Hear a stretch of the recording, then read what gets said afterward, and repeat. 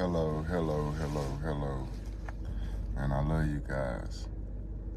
We just got done doing a couple lessons, just trying to look at life that we would be living if we were living a life that God put us here to live. And in those lessons, we really didn't take a look at sin. We really didn't go into sin and talk about sin. But today we're going to kind of transition. You know, we don't have to go and just initially talk about what sin is. We all kind of have an idea of what sin is. What are we doing out here that's wrong? So we're not going to go all the way into what it is that sin is. But I do know a lot of people who feel like if God is love, how could he create a place like hell? Or if God is love, why is this like this? Or why are things like this? And I'm going to be reading from a scripture today to you of someone who got to have good questions to ask to God regarding some of the questions that people have. And he was able to receive answers that I also think were most excellent. And I just want to read it, and I might break down different parts of it because I feel like it's enlightening. This scripture is not in the KJV that we have today, but this was part of the Apocrypha in the original KJV. So this is 2 Esdras. I'm going to be reading from 2 Esdras chapter 7 and chapter 8 today. And it's going to be powerful, man. It's so beautiful. The questions he got to ask and the answers that he also received. In the beginning of this, he is receiving an answer. He is receiving an answer because he had a question to, like, if God's chosen people were Israel, why do they suffer hands at the pressure of the Gentiles? Why is it that they own the land and they possess us? If we were God's chosen people, why don't we possess it? But the answer that he gave was for everybody. You know, it was for everybody. And it was beautiful. It was beautiful, man. It say, at the beginning of 2 Esdras 7, it say, and when I had made an end of speaking these words, there was sent unto me an angel which had been sent unto me the nights before. And he said unto me, Up, Esdras, and hear the words that I am come to tell thee. And I said, Speak on, my God. Then he said unto me, The sea is set in a wide place, that it may be deep and great. But put the case the entrance were narrow, like a river. Who then could go into the sea to look upon it and to rule it? If he went not through the narrow, how could he come into the broad? So what he's saying here is, if there was a big wide sea that was deep, you know, how could we, and the entrance of it were narrow like a river, like the only way to get to this mass body of land and this wide sea were through this narrow river. It's like, who could go to look upon it and to rule over it? Who could then have dominion over what happens in that sea if he went not through that narrow entrance? It's like, there is also another thing. A city is builded and set upon a broad field, and is full of all good things. The entrance thereof is narrow, and is set in a dangerous place to fall, like as if there were fire on the right hand, and on the left a deep water. And one only path between them both, even between the fire and the water, so small that there could be only one man go there at once. If this city were now given unto a man for an inheritance, if he never shall pass the danger set before it, how shall he receive this inheritance? Okay, so now we got a big, beautiful city that is built and is put in a wide place and is full of all good things.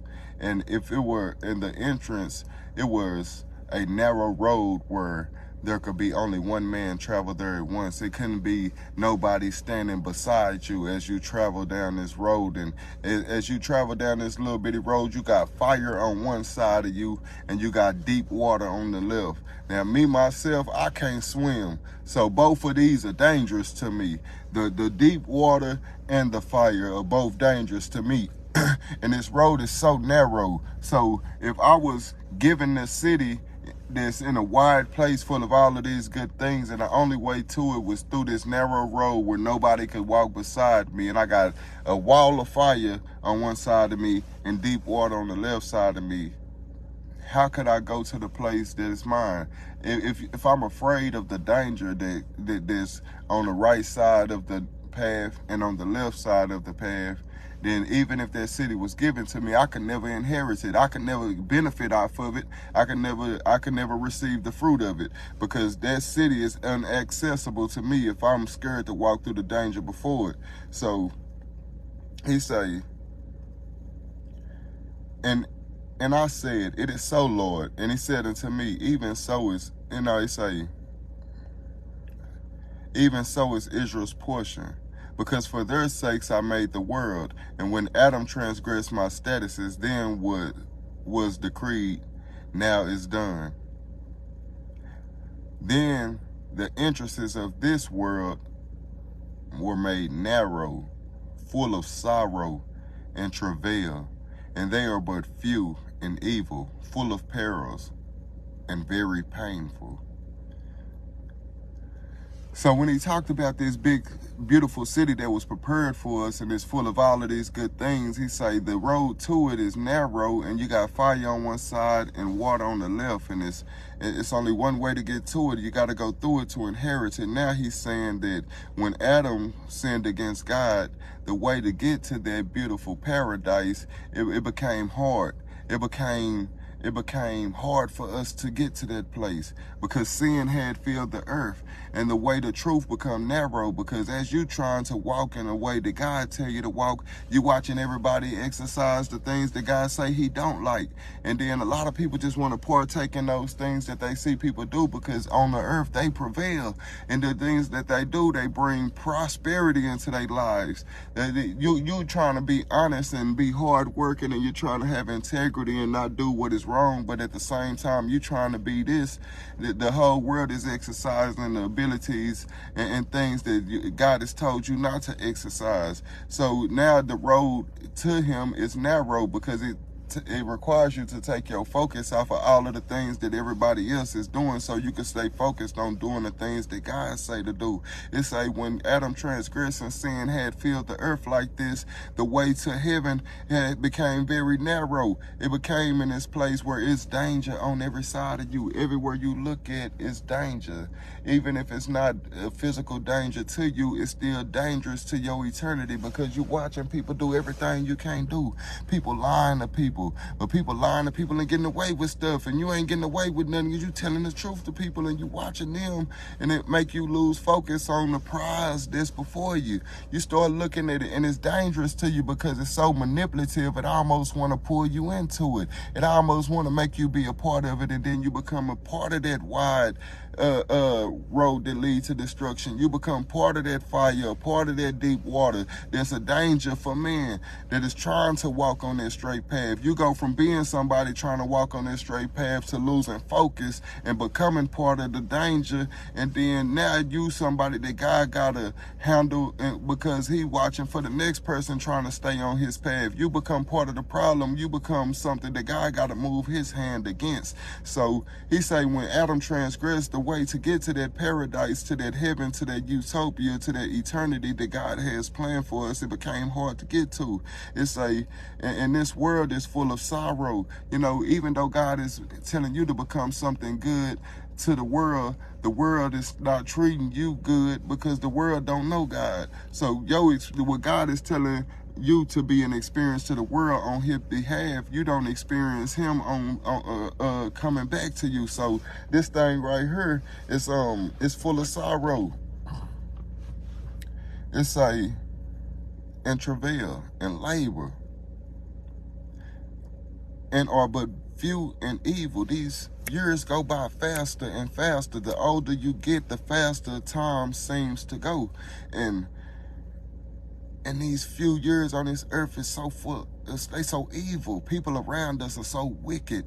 You know, the hurt, the pain that they even caused to us, and the hurt that we caused before we had found God. And even the hurt we caused even belonging to God, because we still fall. Nobody's the hero in everybody's story. It's like these days on this earth are few and evil. They full of perils, and it's very painful. Jesus said, "I'll give you peace, but in the world you will have tribulation." So if somebody say, I belong to God, so I don't feel nothing, they don't understand what they talking about, and they hiding something about their human experience from you, and something you will never access, because that that peace is only achieved through faith. That stable peace. You know, it's for the entrances of the elder world were wide and sure, and brought immortal fruit. You know, that tree of life was in the garden. Guess what? It was wide and sure. When you didn't know what sin was, everything you did was righteous. You didn't even know how to perform what was unrighteous. So back in these days, the access to that heaven, that utopia, it was wide and sure. They could walk back and forth through. And that transgression altered that. He's saying, well, wide and sure, and brought immortal fruit.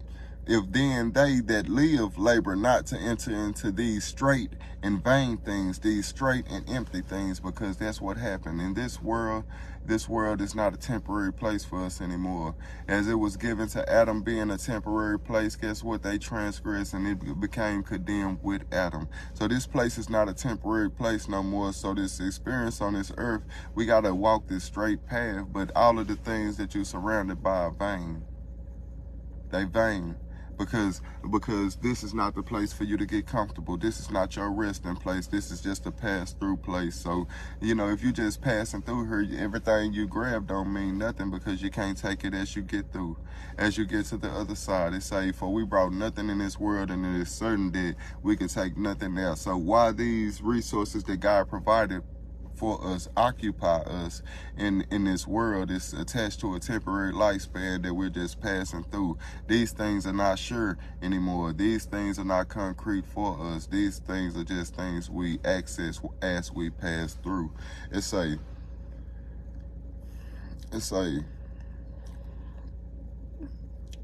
if then they that live labor not to enter into these straight and vain things, they can never receive those that are laid up for them. For therefore, why disquietest thou thyself, seeing that thou art but a corruptible man? And why art thou moved, whereas thou art but mortal? It why hast thou not considered in thy mind that this thing is to come, rather than that which is present? Why?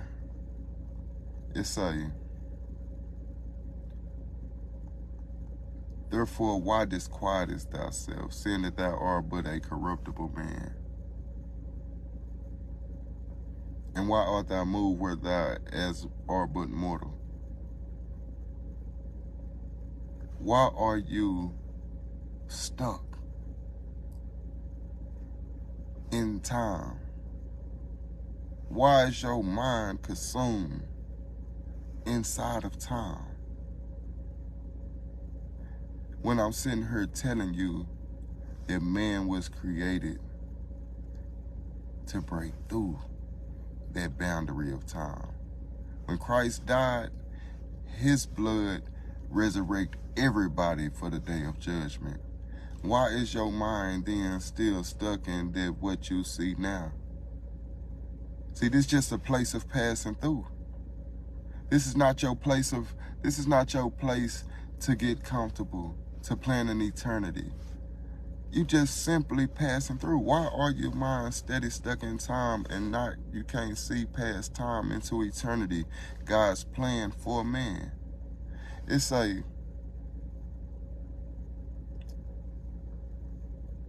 why hast thou not considered in thy mind this thing that is to come?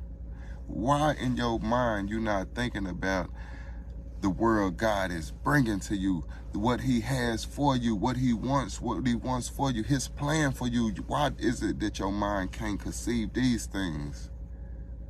Rather than that which is present, steady stuck in trying to live it up in a place where you're just passing through. That's what we're doing. We so mad because this person don't treat us fair as this person, and these people get treated more fair than us in a place that we just simply passing through. It's not right until they make it right with us. It's not right until it's fair between us. It's not right until we in power. It's not right until, but this is simply a place of passing through. We teaching people to fight for a life on this world like this is our final destination. We're not teaching people to fight to get through this world into eternity. How to get through this world into life. How to get through this world into the body of Christ. How to get through this world into his good grace. How to get through this world to be something in the kingdom. We steady trying to make everything the way we want to see it in this world. It's a clear sign that we don't have focus, and we don't have no idea what Christ was talking about. Even when we say the name, it don't mean nothing if you with him or you against him. Do you understand the plan that he had for us and what it is he has told us, the decrees that he gave to us, the reason why he preached the kingdom of heaven? He say, where your heart is, where your treasure is, there will your heart be also. He say, set your treasure, and he say, set your heart on treasures above and not below. Think past now. This you just passing through to get there. He say, think past now. Put your heart there. Put what you want to have, that you just really want to have. Put it there. Don't put it here. He say, then answered I and said, O Lord, that bearest rule, thou hast ordained in thy law that the righteous should inherit these things, but that the ungodly should perish. Nevertheless, the righteous shall suffer straight things, and hope for what? It say, nevertheless, the righteous shall suffer to be on this straight road on this earth, to hope for that wide future that you speak of. That's the faith. It say, nevertheless, it say, for they that have done wickedly have suffered straight things, and yet shall not see the wide. Now, guess what? Even if you don't belong to Christ, guess what? Your time on this earth still gonna be full of mess. It's still gonna be full of problems. It's still gonna be full of heartache. You like, okay, if belonging to God mean I'm gonna be full of heartache, I'm gonna be full of pain, I'm gonna go through tribulation, then why would I want to belong to God? Well, even if you don't belong to God, you're gonna go through heartache, even more, pain, even more. So you're not escaping these things by not belonging to God. He say, even they have done wickedly have suffered straight things, and shall not see the wide. And he said unto me, there is no judge above God, and none that hath understanding above the highest. For there be many that perish in this life, because they despise the law of God that is set before them. For God had given straight commandment to such as came, what they should do to live, even as they came, and what they should observe to avoid punishment. Nevertheless, they were not obedient unto him, but spake against him, and imagined vain things, which are empty things. They imagine empty things, and deceived themselves by their wicked deeds, and said, the Most High, that he is not, and knew not his ways. But his law they have despised, and denied his covenants. In his statuses have they not been faithful, and have not performed his works. And therefore Esdras, for the empty are empty things, and for the full are full things. That's a powerful statement. He say, but his law have they despised and denied his covenants, and his statutes have they not been faithful, and have not performed his works. And therefore, Esdras, empty things are for the empty. Empty things are for the empty, and full things are for the full. That is powerful.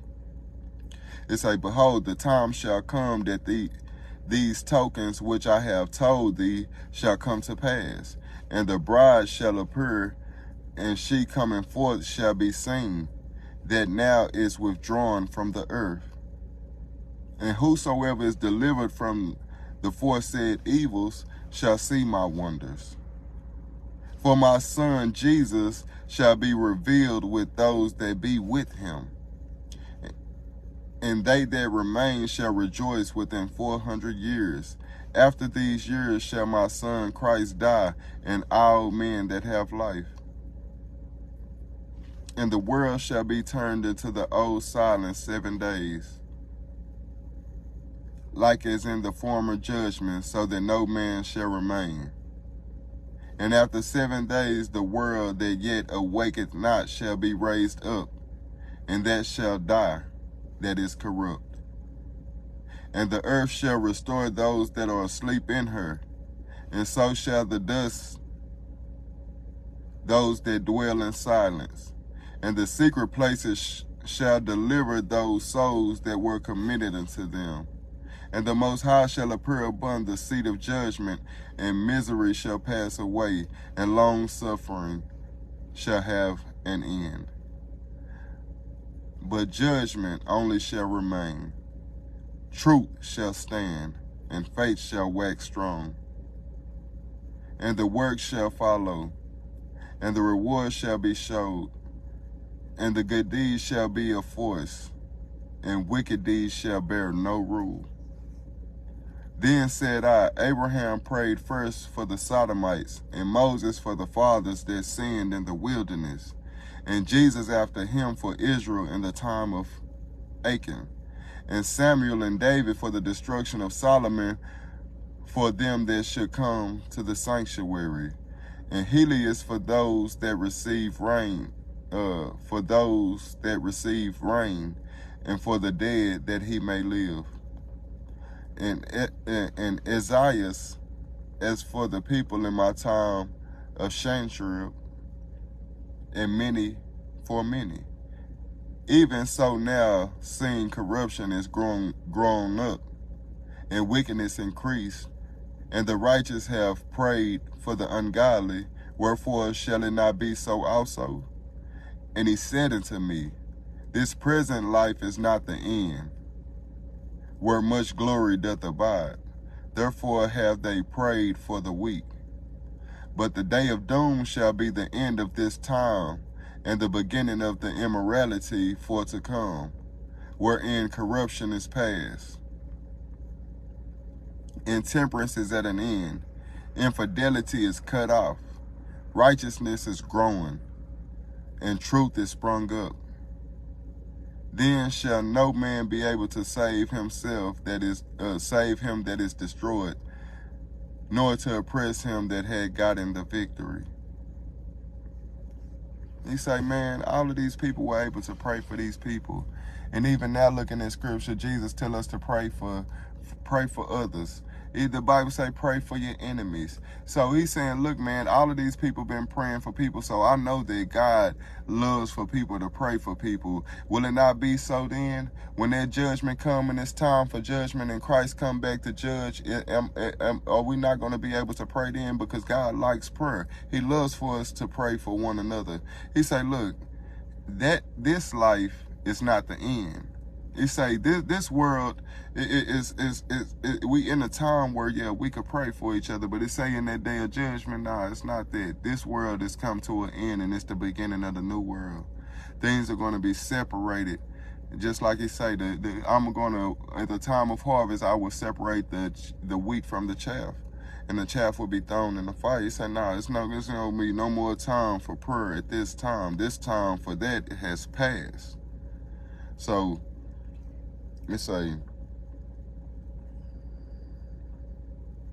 He say, impudence is at an end, infidelity is cut off, righteousness is growing, and truth is sprung up. Then shall no man be able to save him that is destroyed, nor to oppress him that had gotten the victory.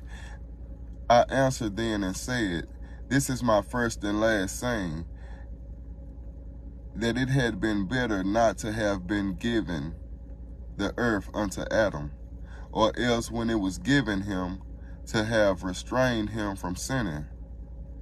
For what profit is it for men now in this present time to live in heaviness, and after death to look for punishment? Now, this is where a lot of people don't understand God sometimes. I hear these questions arise all the time. It was like, well, if God knew that Adam was going to sin, why he just didn't stop him from sinning?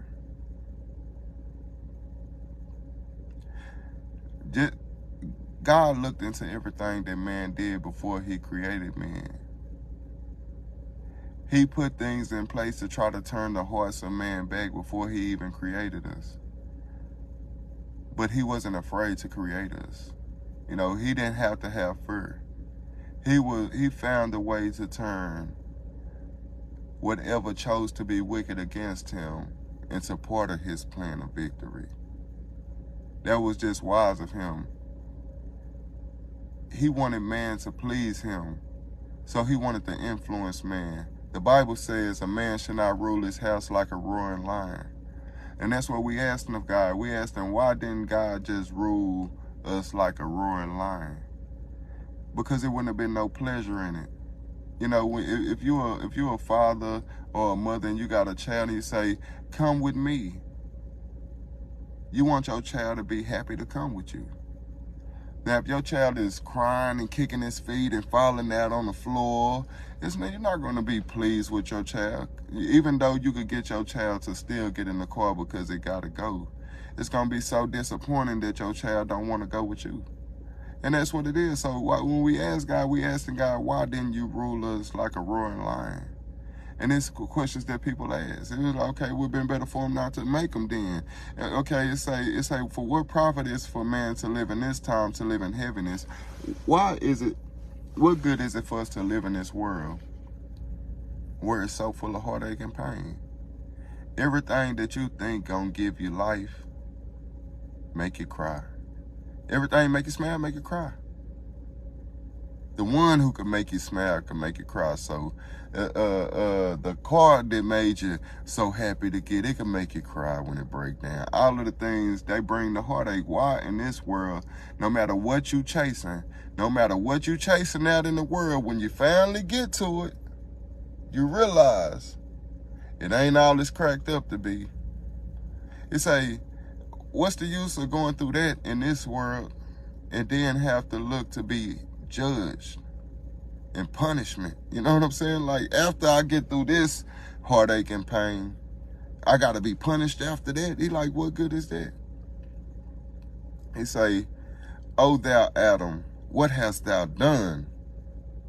For though it was thou that sinned, thou art fallen alone. Thou art not fallen alone, but we are all that come of thee. So now he just think back at Adam. He say, oh, Adam, what have you done? For though it was you that sinned in the first place, you ain't the only one going through it. He say, but we, all that come from thee, are going through it. He say, for what profit is it unto us if there be promised us an immortal time, whereas we have not done the works that bring death? Whereas we have done the works that bring death. It's like, what profited us to get a message about being able to receive an immortal life and an eternal life in an immortal time, when the way we live and we ain't even qualified for it? He say, and that there is promised us an everlasting hope, whereas ourselves being most wicked are made vain. So he even seen, was like being promised this hope of Christ. He was even looking forward to this. He just said, my son Jesus will be revealed. So he understand, man, that we got this hope, but he still don't understand it. So he is able to ask these wonderful questions and really respond and get response from God. He say, For what profit is it unto us if there be promised us an immortal time, whereas we have done the works that bring death? And that there is promised us an everlasting hope, whereas ourselves being most wicked are made vain, and that they are laid up for us dwellings of health and safety, whereas we have lived wickedly. And that the glory of the Most High is kept to defend them which have led a weary life, whereas we have walked in the most wicked ways of all. He say, the glory of the Most High is kept to defend them that live a weary life, man. You know, you got to live a life of discipline. You can't partake and enjoy all the things that everybody else enjoy. God is telling us to discipline ourselves. And he say, man, that promise is made to them that live a weary life. It say, whereas ourselves being most wicked, it say, whereas we have lived wickedly. It say, and that there should be showed a paradise whose fruit endureth forever, wherein is security and medicine, where we shall not enter into it. For we have walked in unpleasant places, and that the faces of them which have used abstinence shall shine above the stars, whereas our faces shall be blacker than darkness. He say, you know, and the faces of those people who exercise abstinence, and abstinence not just in the act of fornication physically, but fornication spiritually. It goes both ways. Because God always delights in it. You know, the people that say, man, you know what, I'm not finna mingle in it. I don't care that you do it. I'm not going to find myself mingling in it and exercise abstinence. It's like, their face shall shine above the stars, whereas our faces shall be blacker than darkness, because we walk in this polluted way. For while we lived and committed iniquity, we consider not that we should begin to suffer it after death. They say, while we living in this twistiness of our heart towards God, we don't even consider that we just going to begin to suffer for that after death. The suffering that we do here is just vain, because the price to pay for what we choose to be against God, that is going to magnify. It don't even start till after we shed this flesh. It say, then answered he me and said, this is the condition of the battle, which man that is born upon the earth shall fight. It's like, look, where there is great reward, there's great risk. You know what I mean? Anybody that want to be something great, even in the world, to be something great, it takes a great sacrifice. Guess what? It tell you that, you know, it's like, people say, scared money don't make no money. If you're not willing to take big risks, you don't make big things happen in life. People that take big risks make big things happen. And that's what he say. Look, the reason why God brought you on the earth was you got the ability to become part of his family. You have the ability to be God's. But guess what? Where there was a great reward, there was a great risk involved. He say that's just how it is. He say, this is the condition of the battle, which man that is born upon the earth shall fight. That if he be overcome, he shall suffer as thou hast said. But if he gets the victory, he shall receive the thing that I say.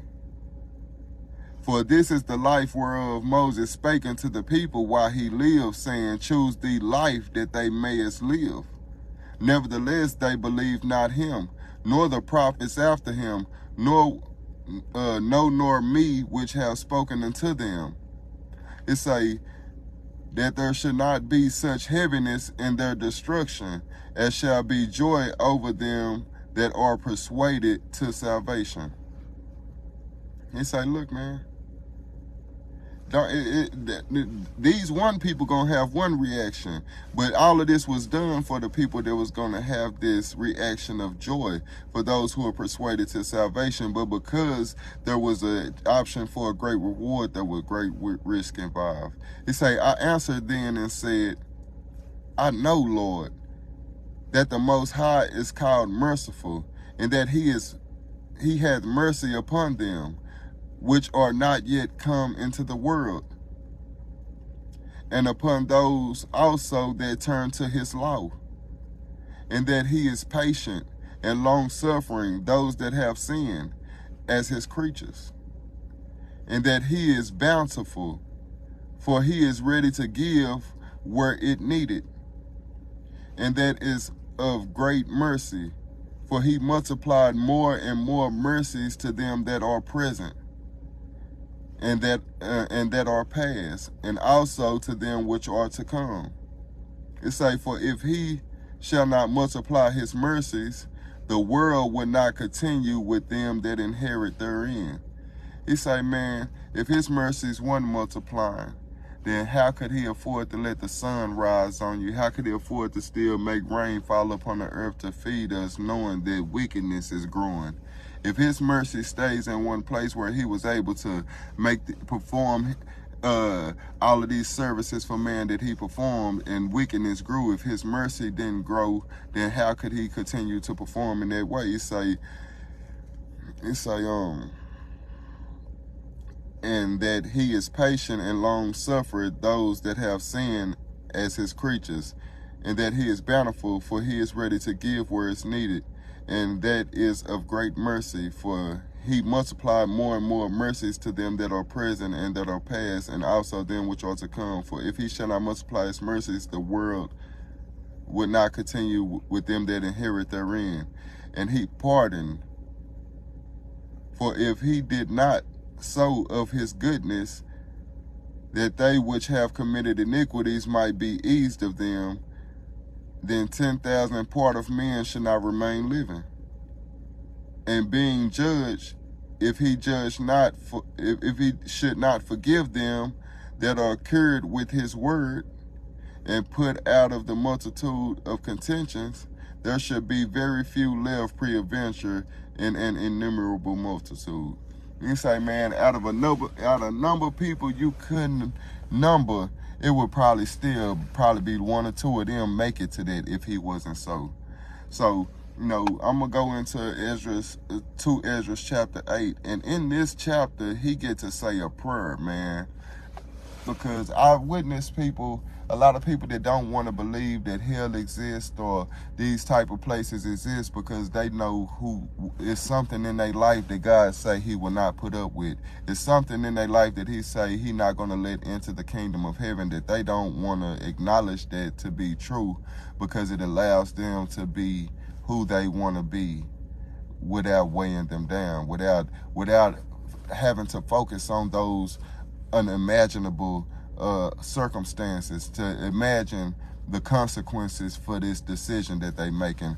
And I've seen other people that don't want to believe in hell because it's someone that they love, a family member, somebody that is chose to be something that God said he won't put up with.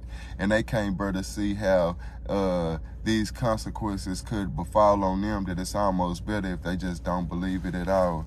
But he was able to pray this prayer, and he was kind of in that kind of mind state to where he was praying. He like, man, don't worry about who wicked or whatever, God, and just save them anyway. He was able to ask that in his prayer, and he received an answer.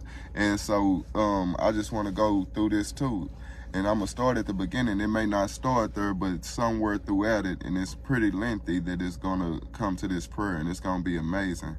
It say, and he answered me and said, the Most High hath made this world for many, but the world to come for a few.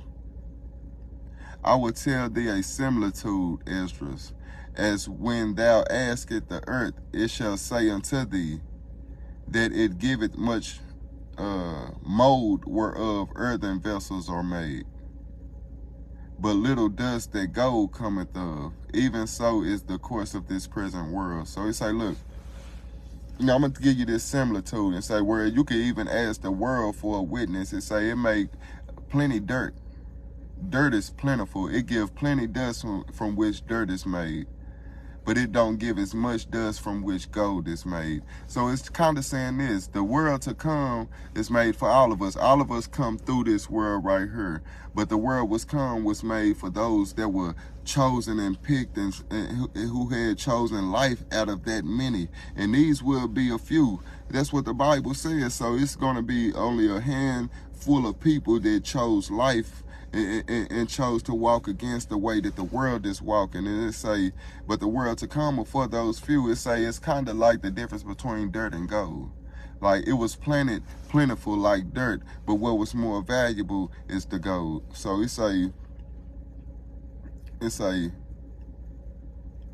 I will tell the assembly to the, it say, there be many created, but few shall be saved. So answered I and said, swallow then down, O my soul, understanding, and devour wisdom. So he said, man, if I can't change these things, he tried to convince himself, man, just take it in and accept it as the truth. You know what I mean? If it's something I can't change, it don't do no good to steady pester and wallow in what it is I can't change. If this is true, then this is information I need to know. So just let me digest it and swallow it. And that's what he was saying. He say, for thou hast agreed to give ear and are willing to prophesy. For thou hast no longer space than only to live. O Lord, if thou suffer not thy servant, that we may pray before thee, and thou give us seed unto our heart, and culture to our understanding, that there may come fruit of it. How shall each man live that is corrupt, who beareth the place of a man? For thou art alone, and we are all one workmanship. And we are all one workmanship of thy hands, like as thou hast said. For when the body is fashioned now in the mother's womb, and thou givest it members, thy creature is preserved in fire and water. And 9 months does thy workmanship endure thy creature, which is created in her. And that which keepeth and is kept shall both be preserved. And when the time cometh, the womb preserved, delivered up the things that grew in it. So he talking about it like as in a pregnancy. It's okay, look. It's when the body is fashioned inside the mother's womb, God gives. I like how he gave credit. God gets the credit for forming that child. It's you give it the members, and the creation is preserved in fire and water for 9 months, and he preserved the child inside of the mother and the mother. It's and when the time is come, you know, she's gonna give up the creature living in her, and they still gonna both be preserved. It's but that which is kept and is kept shall both be preserved. And when the time cometh, the womb preserved, delivered up the things that grew in it. But thou hast commanded out of the parts of the body, that is to say, out of the breast, milk to be given, which is the fruit of the breast, that the thing which is fashioned may be nourished for a time, till thou disposest it to thy mercy. Thou broughtest it up with thy righteousness, and nourished it in thy law, and reformest it with thy judgment. And that is him taken from that birth and that situation of birth and related to what was spiritual. Thou brought it up in thy righteousness, and nourished it in thy law, and reformest it with thy judgment. And thou shalt mortify it as thy creature, and quicken it as thy work. This is God's plan for man. If therefore thou shalt destroy him which with so great labor was fashioned, it is an easy thing to be ordained by thy commandment, that the thing which was made might be preserved. That's what he said. He said, look, man, if you able to do all of this with your creature, it's saying you're going to destroy him which you put so much thought into and so much labor in creating. It's an easy thing for you to give a word to preserve them. He say, now though for Lord, I will speak, but touching thy people, for whose sake I am sorry. So he's saying, I'm going to speak on behalf of your people. He say, he was talking about Israel at the moment. He say, look, I'm speaking on behalf of your people. He say, and for thine inheritance, for whose cause I mourn, and for Israel, for whom I am heavy, and for Jacob, for whose sake I am troubled. Therefore will I begin to pray before thee, for myself and for them. For I see the follies of us that dwell in the land. But I have heard the swiftness of thy judgment which is to come. So he's talking about Jesus. He's talking about the whole plan here. But I want to focus on him just trying to take up for man. Feeling like, I don't want to just try to break down everything, but I want to just really pull out how he is crying out on behalf of sinners. Okay, so therefore hear my voice and understand my words, that I shall speak before thee. This is the beginning of the words of Esdras before he was taken up. And I said, O Lord, thou that dwellest in everlastings, which beholdest from above things in heaven and in the earth, whose throne is inestimable, whose glory may not be comprehended, before whom the host and angels stand with trembling, whose service is conversant in wind and fire, whose word is true and sayings constant, whose commandment is strong and ordinance is fearful, whose look drieth up the depths, and indignation maketh the mountains to melt away, which the truth witnesseth. O hear the prayer of thy servant, and give ear to the petition of thy creature. For while I live, I will speak, and so long as I have understanding, I will answer. That's one of my favorite lines out of this for some reason. It's like, for while I live, I will speak. It's one thing about man. As long as we living, we gonna have a word to say. Even if we can't speak it, we gonna write it.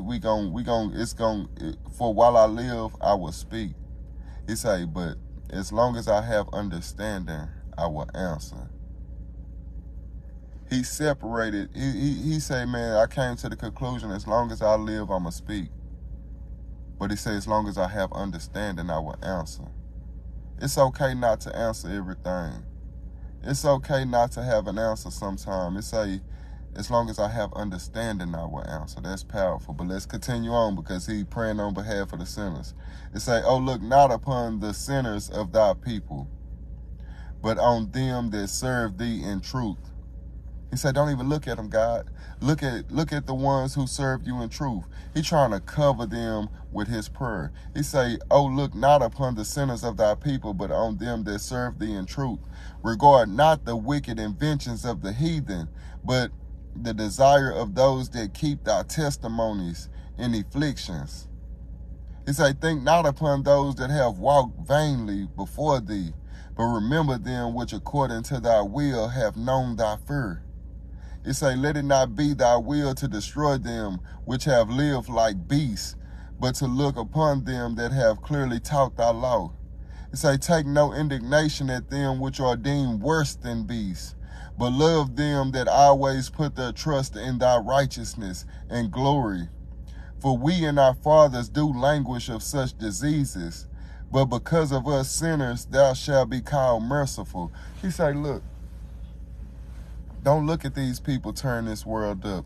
Don't look at the people with all the wickedness in their heart. Look upon the people that's trying to teach a law. Look upon the people that's suffering with the afflictions that you spoke about, who going through the world and willing to, go without the things they see the world partaking in. Look upon these people. He say, because if you look over all of that they do, you shall be called merciful. Like, that's so powerful in his prayer that it was manipulative. Like, he knew how to juice God up, per se. He knew how to kind of, hey, look, man, I know they wicked. I know they some bad boy. I know they don't want to look like you at all. Guess what? But if you save them anyway, boy, they really gonna say you merciful. He trying to juice God up. He say, for we and our fathers do language of such diseases, but because of us sinners, thou shalt be called merciful. For if thou hast a desire to have mercy upon us, thou shalt be called merciful. To us, namely, that have no works of righteousness. It say, for the just, which have many good works laid up with thee, shall out of their own deeds receive reward. He say the people who wanted to serve you and wanted to look like you anyway, they gonna receive reward out their deeds. It's gonna be because of the people who didn't want nothing to do with you. If you say them, that's what's gonna make you called merciful. He was very convincing. He was going deep in depth. I mean, like, if there was a prayer that somebody could pray on behalf of the sinners, I feel like he was able to do it. And guess what? I'm talking about he did it and poured out his heart for the cause. But he was able to do it and get an answer, and that helps us try to figure out what it is as we pray to God for these same things. It's like, for if thou hast a desire to have mercy upon us, thou shalt be called merciful. To us, namely, that have no works of righteousness. It's like, for the just, which have many good works laid up with thee, shall out of their own deeds receive reward. For what is man that thou shouldst take displeasure at him? Like, what are we really? We just made out of dirt. How are you going to be so angry at us? I mean, like, who are we that you could be so angry at us? Or what is a corruptible generation that thou shouldest be so bitter toward it? It say, for in truth there is no man among them that be born but he that have done wickedly. And among the faithful there is none which have not done amiss. He say, man, literally, if you look at it, it ain't nobody who done did good and didn't mess up at all. He said, man, when you really think about it, it ain't nobody but somebody that done something wickedly. He say, for in this, O Lord, thy righteousness and thy goodness shall be declared, if thou be merciful unto them which have not the confidence of good works. Then answered he me and said, some things thou hast spoken are right, and according to thy words it shall be. For indeed, I will not think upon the disposition of them which have sinned before death, before judgment, and before destruction. He said, okay, man, like, some of what you say, yeah, according to what you say, I'm going to do. He said, but look, I'm not going to think about the people that's going against me and doing wickedly before death, before they shed their flesh, before the time of judgment, and before destruction. Hey, but when my mercy up on you, I give you enough time to get to me. I give you chances. I punish you. I try to make you turn towards me. I try to bring you into my love. And when it's over for you, hey, that's when it's over. Now, as far as me allowing the earth to go and allowing your life to go, giving you long-suffering time to make it back into my love and grace, that's cool. But after that, no, it's not. It's like, but I will rejoice over the disposition. It's like, for indeed, I will not think upon the disposition of them which have sinned before death, before judgment, and before destruction. But I will rejoice over the disposition of the righteous, and I will remember also their pilgrimage and their salvation and their reward that they shall have. What I told them they're going to get, they shall have it. It say, like as I have spoken now, so shall it come to pass. For as this husbandman soweth much seed upon the ground and planted many trees, and yet the thing that is sown good in its season cometh not up, neither that all that is planted take root. Even so is it of them which are sown in the world. They shall not all be saved. I answered then and said, if I have found grace, let me speak. Like as the husbandman's seed perisheth, if it come not up, and receive not the rain in due season, or if it come too much rain and corrupt it, even so perisheth man also which is formed with thy hands, and is called thine own image, because thou art like unto him, for whose sake thou hast made all things, and liken him unto the husbandman's seed. Be not wroth with us, but spare thy people, and have mercy upon thine own inheritance, for thou art merciful unto thy creature. Then answered he me and said, things present are for the present, and things to come for such as be to come. For thou comest far short that thou shouldst be able to love my creature more than I. But I have oft times drawn nigh unto thee and unto it, but never to the unrighteous. And this also thou art marvelous before the Most High, and that thou hast humbled thyself as it becometh thee, as you should, and hast not judged thyself worthy to be much glorified among the righteous. He was humble. He said, man, it impressed me that you didn't put yourself in a category with those who would be saved. And you kind of walk with the people as if you were one of these partakers in the destruction. He say, but thou comest far short to love my creation more than me. And that's powerful of God he let him know. It's like things present are for the present, and things to come are for such that are to come. He say, for thou comest far short that should be able to love my creature more than I. But I have oftentimes drawn near unto thee and unto it, but never to the unrighteous. And this also thou art marvelous before the Most High, and that thou hast humbled thyself as it becometh thee, and hast not judged thyself worthy to be much glorified among the righteous. For many great miseries shall be done to them that in the latter time shall dwell in the world, because they have walked in pride. But understood thou for thyself, and seek out the glory for such as be like thee. For unto you is paradise open, the tree of life is planted, the time to come is prepared, plenteous is made ready, a city is builded, and rest is allowed, yea, perfect goodness and wisdom. So it's like, look, you say the root of evil is sealed up from you.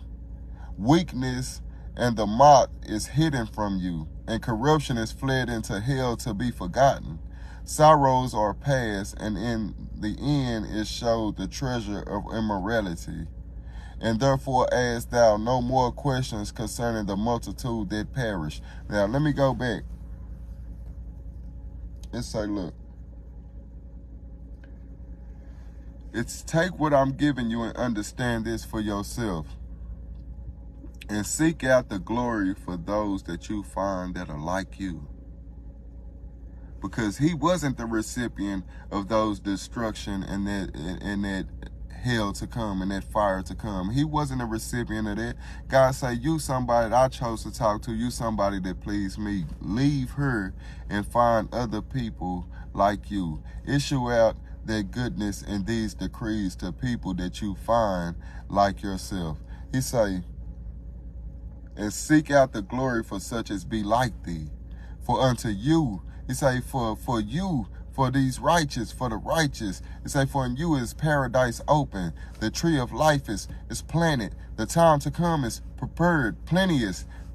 In this world of lack, it's done away with. The world of plenteous for those righteous is made ready. A city is building and rest is allowed, and perfect goodness and wisdom. The root of evil is sealed up from you, because God is the provider and the protector. He provided that home for us, that paradise, that tree of life, that time to come, that plenteous. He prepared that city. He prepared that rest. He prepared that perfect goodness and wisdom. And guess what? He's also a protector. And because guess what? Evil is sealed up from you. You have no longer a reason to worry about it. Weakness and the moth is hidden from you. What's yours is yours. It's not going, nobody can take it away or destroy it. And corruption is fled into hell to be forgotten. Sorrows are past, and in the end it is showed the treasure of immorality. And therefore ask no more questions concerning the multitude of them that perish.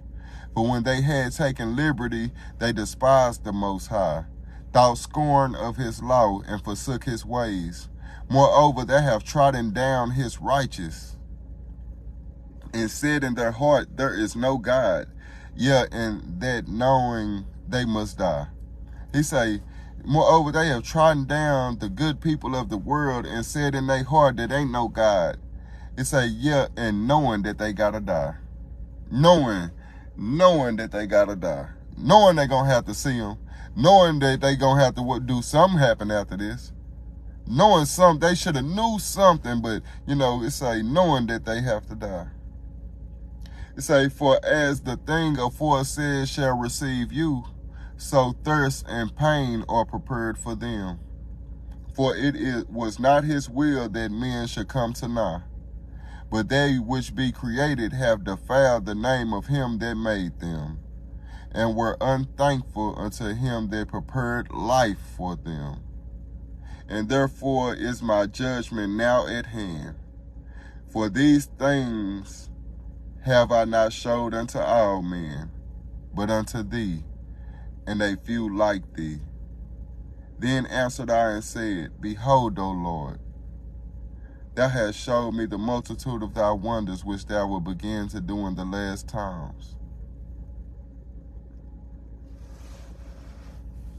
So, man, this was a very powerful book, man. If you haven't read it, man, it's 2 Esdras. It would be a beautiful book to read, man. He got to ask a lot of the questions that we as human beings will find ourselves wanting to ask God, especially if you find yourself a person trying to understand, like, how could God prepare a place of judgment? And it just have a lot of deep questions for God. It would be a good book to go to, man. So I love you guys, and I will see you soon.